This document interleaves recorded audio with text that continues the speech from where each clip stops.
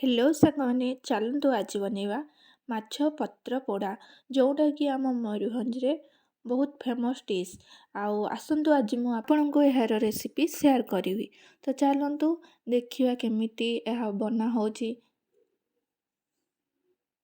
ତା ପାଇଁ ଆପଣ ଯେକୌଣସି ମାଛ ନେବେ, ସେ ରୋହି ହଉ ଇଲିଶ ଆପଣ ଭେଟକି ମାଛ ହଉ ଯାହା ଫିସ୍ ଆପଣଙ୍କ ପସନ୍ଦର ଆପଣ ନେବେ। ସେଥିରେ ଲଙ୍କାଗୁଣ୍ଡ, ଜିରା ଗୁଣ୍ଡ ଆଉ ହଳଦୀ ଗୁଣ୍ଡ ପକାଇବେ, ସବୁ ପକାଇବେ। ତାପରେ ତାକୁ ଭଲ ଭାବରେ ଗୋଳେଇ ଦେବେ।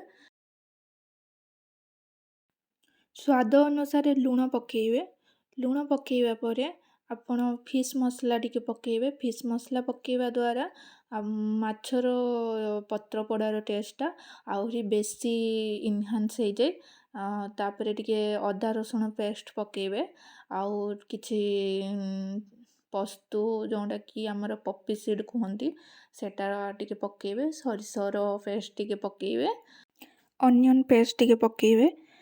ତାପରେ ଆପଣ ଟିକେ ସୋରିଷ ତେଲ ପକାଇକି ଆପଣ ଭଲ ଭାବରେ ତାକୁ ମ୍ୟାରିନେଟ୍ କରିବେ।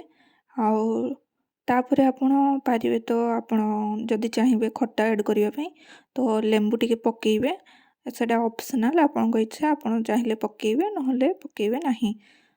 ତାପରେ ଆପଣ ଭଲ ଭାବରେ ତା ମାଛକୁ ମ୍ୟାରିନେଟ୍ କରି ଘଣ୍ଟେ ପାଖାପାଖି ଆପଣ ତାକୁ ସେମିତି ଛାଡ଼ିଦେବେ।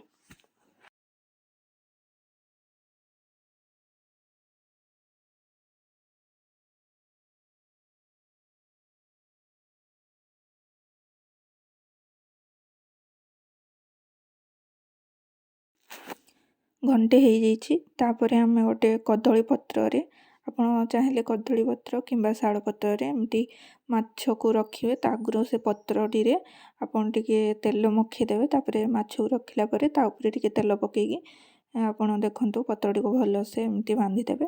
ତାପରେ କଡ଼େଇକୁ ଆପଣ ହାଲକା ଗରମ କରିଲା ପରେ ତାୱାରେ ଆପଣ ସେ ମାଛ ପତ୍ରକୁ ରଖିଦେବେ।